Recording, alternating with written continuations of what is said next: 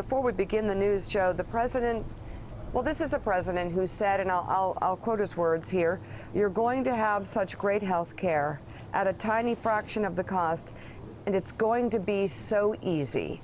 That was October of 2016, Joe.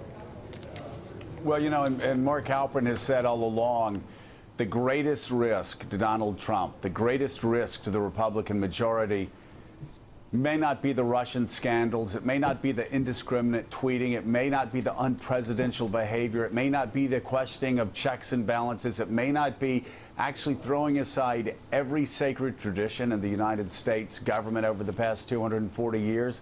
It may be the inability to get things done, because Donald Trump's chief promise, above everything else, was, "I can make Washington work. It's broken, but don't worry, I'm a deal maker. This is easy. We're going to do so much, and we're going to win so much that you're going to get tired of winning."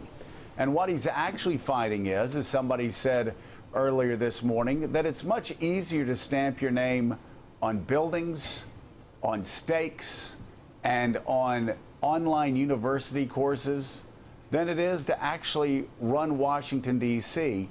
and get significant legislation passed. And this was quite the failure, Mika, after he continued to promise he was going to get it done. And you remember the Rose Garden celebration a couple of months ago? The president forgot that you have to pass it through the House and the Senate. So this is doubly humiliating for him this morning. And for everyone, really, because I'm not sure if this president thought that throwing a party like that perhaps would attract senators to jump on board. It's just all kind of seems like child's play. Like he thinks this is child's play, and it's clearly failing at this point. Here's what we've got so far. Senate Majority Leader Mitch McConnell is pulling the plug on the Republicans' current plan to repeal and replace Obamacare. The news comes after Senators Mike Lee and Jerry Moran both announced their opposition to the legislation last night. With a 52-seat majority, Republicans could only afford to lose 2 votes, and Senators Rand Paul and Susan Collins had already said they would not support the bill for separate reasons. Last night, McConnell released a statement saying, in part, regretfully, it is now apparent that the effort to repeal and immediately replace the failure of Obamacare will not be successful. So in the coming days, the Senate will vote to take up the House bill, with the First Amendment order being what a majority of the Senate has already supported in 2015, and that was vetoed by then President Obama. A repeal of Obamacare with a 2-year delay to provide for a stable transition period. Shortly before that statement came out, President Trump tweeted, "Republicans should just repeal failing Obamacare now and work on a new health care plan that will start from a clean slate. Dems will join in." Earlier in the evening, President Trump held a dinner with several Republican lawmakers. Officials described it as a collaborative strategy session with senior members familiar with tough legislative battles. According to Politico, President Trump told Republicans at the dinner the party would look like, quote, dopes if they couldn't pass the health care bill after passing a repeal bill in 2015. After Senators Lee and Moran announced their opposition, Senator John McCain, who is recovering from surgery, released a statement calling for a bipartisan solution to health care. He said, in part, Congress must now return to regular order, hold hearings, receive input from members of both parties, and heed the recommendations of our nation's governors so that we can produce a bill that finally provides Americans with access to quality and affordable health care. Joe, this has been in the Republicans' laps for a long time. They've been saying they want to do this for years, and still nothing. Well, still nothing, and one of the biggest problems actually for the Republicans is having a president that you just can't trust. You know, Chris Christie made the news yesterday by talking about how the meeting with the Russians probably was breaking the law. A lot of people said, well, that's revenge served up cold. Actually, Chris Christie is a perfect example of how disloyal Donald Trump is. Christie was the first to get out support Donald Trump. He was used and then abused on the vice presidency, strung out, told he would get the position of Attorney General. He didn't get that. And Mark Halperin, Republicans in the Senate are seeing that he did the same exact thing to all the Republican House members that he and Steve Bannon kept threatening and said, you better do this or else. Well, they pushed and got a House bill passed by the barest of margins in the U.S. House. And a month or two later, Donald Trump is calling it a, quote, mean bill. So when he says Republicans will look like dopes if they don't pass the legislation, that's what a lot of members, as you know, on Capitol Hill are saying this president looks like, because he can't be trusted. He hasn't shown any guidance on health care reform, and he's left them out there on their own. How bad of a day was it for Donald Trump yesterday when you had the health care legislation yanked, and then he wakes up this morning to a Wall Street Journal editorial that says that both he and his family faces certain destruction if they don't change their ways? Well, the editorial's ominous, and obviously in the absence of a robust legislative agenda, all the controversy is going to get more attention. There are a lot of forward-looking questions about what happens with health care now. The backward-looking question, I think, revolves around this. There's never been as big a mismatch between the size of a legislative ambition and the small amount of effort the president put in. I'm sure the president thinks he worked really hard to pass it, but you think about what is normally required. If you're neither loved nor feared by members of Congress, you must energize your base in an overwhelming way through repeated public events, barnstorming the country, building coalitions. The president did a handful of events, gave almost no speeches about it, almost never tweeted about it. And the notion that he was going to do something that's very difficult to do, repeal an entitlement with the level of effort he invested in this, just it was a huge mismatch between expectations and effort. And it does leave him, as you said at the top, in a position where if this somehow does not get turned around, and I don't see how it does now, how does he pass anything this year? Well, Mark, you know, he actually, when he got involved, it seemed to be negative. We heard the stories a couple of weeks ago about how they were going to run attack ads against Dean Heller, a pro-Trump super PAC. That enraged McConnell and all of the senators. Now we're hearing he's possibly looking at funding a primary challenger for Jeff Flake. So he doesn't get involved that much. When he does, it's usually negative. And he just enrages senators who, again, are thinking what Lindsey Graham said, which is, if you think this president has your back, you're sadly mistaken. So they're not going to jump off the cliff for this guy. No. You can rewrite, as an outsider, governors have shown this, you can rewrite some of the rule books of the Capitol, but you cannot repeal the laws of political physics, one of which is if you're trying to pass a bill with only Republican votes and you alienate the Republican Party, if they don't fear you and they don't love you, you're not going to pass anything. And this bill didn't get close. The two defections last night were just the two who decided to go first. But in the end, they were going to lose up to 15, I think, Republican senators. It leaves them in a horrible position in terms of how to deal with health care. But again, how does tax reform push off of this failure? How do you succeed in something in many ways more complicated, more target of lobbyists, more divisive within the party, if you couldn't do something that every Republican who's run for office in the past 7 years pledged to do?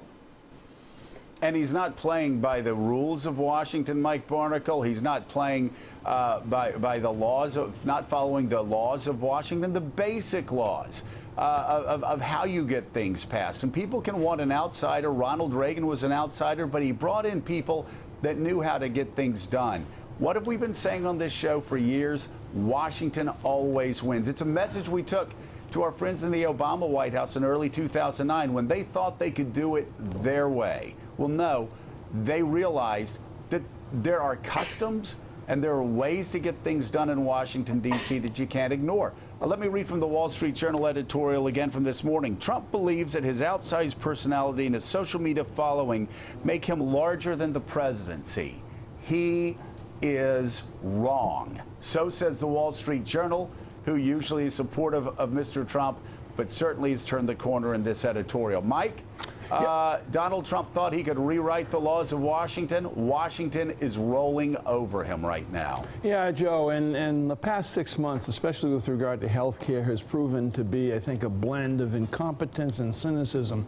Incompetence at the level of the White House in terms of the president pushing health care legislation, and cynicism on the part of Mitch McConnell, who continually comes up with ways that he thinks will gather enough votes, 50, 51 votes in the Senate, to pass this, including some really toxic amendments. You get to the point where you wish that we in the media and the United States senators, all 100 of them, ought to be forced to answer the simple question, do you believe in effective and affordable health insurance coverage for every American? Yes or no? I mean, I think they ought to answer that now. Yeah, they are answering in one way. I think it's a good question because they're basically saying yes now because the effort been put forward by the House and now the president pushing, and in whatever kind of compromises they tried to reach in the Senate, have demonstrated that Democrats and Republicans, but particularly Republicans, care about what Republican governors are believing. Look, I think this whole act with President Trump is getting tired. I mean, all of this, it's easy. We're going to have the greatest of this. We're going to have the most tremendous of that. The credibility is being strained on every level. McCain's statement, and it's been said and echoed on this panel this many times before, the first thing this president should do now in health care is turn to the governors, Democrat and Republican alike. It would have been smart for him or smart for him to have gone and presented to that group and said, look, if we can't get this passed, can we work together? And finally, it was striking, I thought. Elon Musk came before the governors while they were there and laid out an innovation agenda and even pointed to some of the pitfalls and shortcomings and concerns around this growth in artificial intelligence, what it means. We've talked about it on this set before, what it means for employment, what it means for economic growth. And he talked about the regulatory envelope that needs to be put around this kind of growth and the kind of innovation that's happening in that space. You don't hear that from this president. And finally, this is unlike McConnell. McConnell is a legislator, and he normally gets things done. For him not to have gotten this done, this is a spectacular letdown for him. And you almost think that he must have some other agenda here. Is this an effort to try to begin working with Democrats or to even pose the question that you posed so succinctly and eloquently a few minutes ago? What is it that we want and how do we do it? I don't know what McConnell's game plan is. I think there were a couple of problems here for sure. One, as we've talked many times, healthcare is a sixth economy. It's a big deal. And this bill was very far-reaching. It was too radical in terms of what the country, through their electeds, were willing to accept. And I think they just tried to get to a bridge too far. But secondly, vis-a-vis the president, it's typical, and I saw this happen when I worked in the White House in the Obama administration. When you want something done, yes, it's up to Congress, but you set up a war room in the White House, you put somebody on point, you say your job is to bird dog every single member and figure out what they need and how to get this done, and work it. I watched Rahm Emanuel do that on Obamacare in 2009. And these guys just kind of sat there and said, well, you know, they'll figure it out, or I'll play golf with Rand Paul, or I'll have dinner with a few of these guys one night, and it'll all work itself out. And that's just not how it happens up there. This is true. Yeah, and I think, Harold, that's the greatest misunderstanding. Donald Trump thinks he can throw a ceremony in the Rose Garden and impress members of Congress. And truth be known, this is what all presidents do. George W. Bush came in, and the Bush administration, there weren't enough stories written about it. They had contempt for members of Congress and ignored. There were actually stories about how they ignored members of their own party for some time. That didn't last long. The Obama administration came in, and they certainly had a Democratic majority. But you know, White Houses always come in. They think that they've somehow cracked the code, and everybody's going to blindly follow them. This White House is just the absolute worst in that respect, Harold. They think that everybody's going to follow them, or they can be beaten up or intimidated. It's actually very, very hard work, isn't it? And you talk about Mitch McConnell. We've been saying this for months, that the more you give to the moderates in the Senate on Medicaid, the more conservatives you lose. Right. You don't get Susan Collins and Ted Cruz in the same bill. You probably don't get Rob Portman and Rand Paul in the same bill. The math never added up. They never had the map. Let me say it again, because I've been saying it since they've been debating this in the House of Representatives. Just like I told Donald Trump on this show repeatedly, don't pick fights with the intel community or go to war with the press. Let me say it again, Harold, and you can repeat it if you believe it.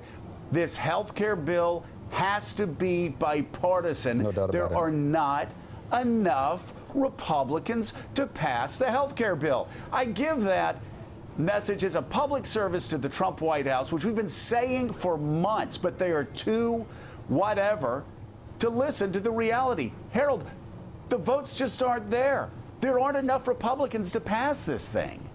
To build on that point, which I agree with, the point Michael made and Ratner as well, but Michael's point about have to ask the question, what is it that we want? Affordable, available health care, and let's start there and attract Democrats and Republicans. Republicans throughout Congress and throughout Washington criticize Obama for basically ramming through a health care bill that only enjoyed Democratic support. Steve is right. They did put an organizational piece in the White House together, but they had the numbers, much like Republicans have the numbers now to do it, but they just can't seem to pull it all together. To get this done, it's been said here on the show many times, you've got to make it bipartisan. In fact, you can start with governors. Let them lay out what's working and what's not, and let Democrat and Republicans alike react to that. I think you would find 5 to 10 Democrats that would come to work with Republicans if they were genuine and sincere and serious about getting something done. Absolutely nothing about this process worked. I want to get to Julie Pace and talk about what's going on inside the White House. I hear Sean Spicer is back, had one hell of a press briefing yesterday, which we'll get to next block. But Julie, is there any concept from the people that you talk to inside the White House that this wasn't going well and that this is bad? I mean, what's the mindset? There tend to be 2 camps on these types of issues, and this proved to be true in the healthcare debate. You have the one camp that truly believes to the end that the power of the president, his ability to go after lawmakers on social media, the base that he has that remains loyal will be a powerful factor in moving some lawmakers. But you do have other folks in the White House who knew that this was not looking good. They were up on the Hill talking to senators, and they just couldn't find a way, as Joe was saying, to put these pieces together if they were going to focus on a piece of legislation that was only going to rely on Republicans. It was almost impossible in the end to find that magic formula. But Julie, I'm curious, because we're all sitting here watching this. We all saw this going down in flames long before it happened. Who's talking to the president before he gets out in front of the cameras at the White House with the vice president behind him saying this is going to be good an hour before it goes down in flames? Like, does the right hand know what the left is doing at all? Is anybody speaking truth to this president? It's not even truth to power. Are they telling him what's going on so he doesn't look like an idiot? Or even more stunningly, put him in a room with a bunch of senators last night as this was actually going down in flames, senators who were already supportive of the bill and weren't going to be the ones that he had to wrangle. Look, I think that you know this better than anybody. You can say anything to the president that you want. You can try to speak truth to power. He will get up there and say something completely different if he feels that way. And I think for him, again, he either truly believed that this was moving in a different direction than it was, or he was going to put on a happy face about it until the very end. And you saw last night, after this did go down in flames, now he's out there talking about repeal. I think it's important to remember that at the beginning of the year, there were some lawmakers, Republicans, who thought that maybe a straight repeal package was the way to go. Part of the reason that they moved away from that is because it was President-elect Trump during the transition, in particular, who said, no, we need to do repeal and replace. And Mark Halperin, now, if that's their backup plan, good luck getting that passed as well. Susan Collins will be a no. And again, you go back to the same moderate Democrats that aren't going to be able to run for election, are the moderate Republicans, saying that they slashed Medicaid and they slashed these benefits, and that 25 million people will be pushed off of health insurance coverage. But, Mark, I want to follow up on what Mika was saying to Julie.